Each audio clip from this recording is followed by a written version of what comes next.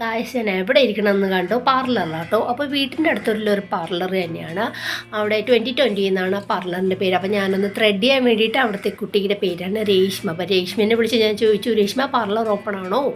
Then open ആണെന്ന് പറഞ്ഞപ്പോൾ ഞാൻ ഓടി വന്നു. ഇവിടെ ത്രെഡ് ചെയ്യുന്നതിന് ജസ്റ്റ് 40 റുപ്പീസ് മാത്രം കേട്ടോ ഗായ്സ്. ചില സ്ഥലങ്ങളിലൊക്കെ 50 രൂപ 60 രൂപയൊക്കെയാണ്. അപ്പോൾ ഇത് ലേഡീസ് ഓൺലി പാർലറാണ്. പിന്നെ അത് മാത്രമല്ല വീട്ടിൻ്റെ അടുത്തായതുകൊണ്ട് നമുക്ക് കംഫർട്ടബിൾ ഏത് പാതിരാത്രിക്ക് വേണമെങ്കിലും ഓടി വരാമല്ലോ.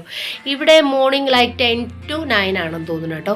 ദെൻ അവിടുന്ന് എനിക്ക് നേരെ ഒരു പ്ലക്കർ മേടിക്കണമായിരുന്നു. അപ്പോൾ ഒരു ഫാൻസി സ്റ്റോറിൽ അടുത്തൊരു വലിയൊരു മാർക്കറ്റ് ഉണ്ട്. അപ്പോൾ അവിടേക്കാണ് ഞാൻ പോയത്.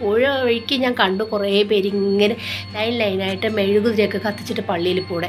അപ്പോഴാണ് എനിക്ക് ഓർമ്മ വന്നത് ഗൈസ്, അടുത്ത ദിവസം നവംബർ 1 and 2 അല്ലേ ഈ അപ്പാക്കളുടെ ദിവസം. മരിച്ചവരുടെ ചില സ്ഥലങ്ങളിലൊക്കെ ഹാലോവീനായിട്ടൊക്കെ സെലിബ്രേറ്റ് ചെയ്യുമല്ലോ, അതിന് വേണ്ടിയിട്ടാണ് ഈ ഒരു പള്ളിയിലെന്തോ ഫംഗ്ഷന് വേണ്ടിയിട്ട് ആൾക്കാരൊക്കെ മെഴുകുതിരിയൊക്കെ കൊണ്ടുപോയത് ഓർമ്മ വന്നു. ദെൻ ഞാനൊന്ന് ത്രെഡല്ല പ്ലക്കർ, ഐബ്രോസൊക്കെ ഒന്ന് ഷേപ്പ് ചെയ്യുന്ന പ്ലക്കർ പോയി ഞാൻ മേടിച്ചു ഫാൻസി സ്റ്റോറിന്.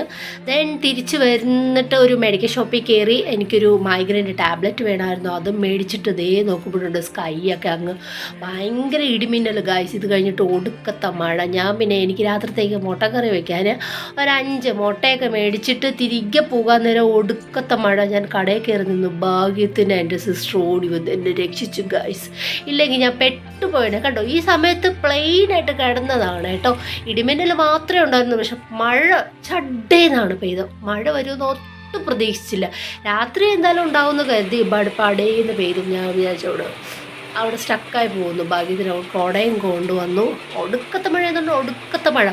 ഒരു 4-5 ദിവസത്തോളം മഴ ഒന്നുമില്ലാതെ നല്ല ക്ലൈമാറ്റായിരുന്നു. ഭാഗ്യമൊന്നും വിചാരിച്ചായിരുന്നു. പെട്ടെന്ന് ദേ വീണ്ടും പെയ്തു.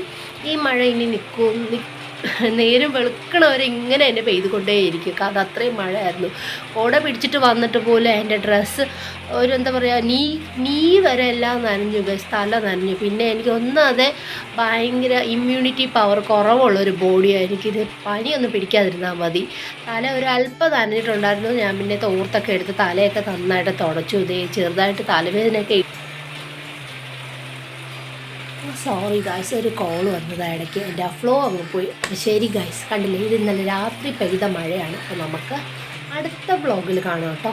ഇതിപ്പോൾ രാവിലെ 11 മണിയാണ്. ഇപ്പോഴും ഒരു ഇരുണ്ടതുപോലെ നിൽക്കുകയാണ്. അപ്പോൾ എൻ്റെ ഡ്രസ്സൊക്കെ കുറച്ച് ഉണങ്ങാനുണ്ട്. അതൊക്കെ ഞാൻ പുറത്ത് എന്തായിരുന്നാലും ഇടുന്നില്ല. റൂമിനുള്ളിൽ തന്നെ ഫാനൊക്കെ ഇട്ട് ഉണങ്ങാൻ അവിടെ ഇടാം. Okay, see you guys. നല്ല മഴയൊക്കെ രാത്രിയൊക്കെ പെട്ടപ്പോൾ സുഖമായിട്ടൊക്കെ കിടന്നുറങ്ങാം. Okay bye. നമുക്ക് അടുത്ത വീഡിയോ കാണാം കേട്ടോ. ടാറ്റാ.